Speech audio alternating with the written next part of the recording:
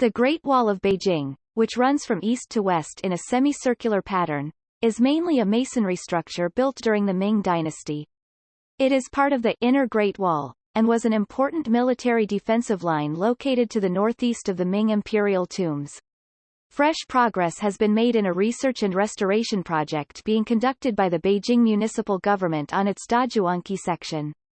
The project is based on an archaeological assessment of the Great Wall's architectural, structural and technological uniqueness, its erosion and gradual disintegration, and the environment in which it was built. Preliminary archaeological work has been completed and yielded a number of important results, such as confirmation that the foundations of the Yangqing 3 and 4 defensive towers were cut into the original mountain rock prior to construction. The next step will be further conservation work through digital tracking and other techniques.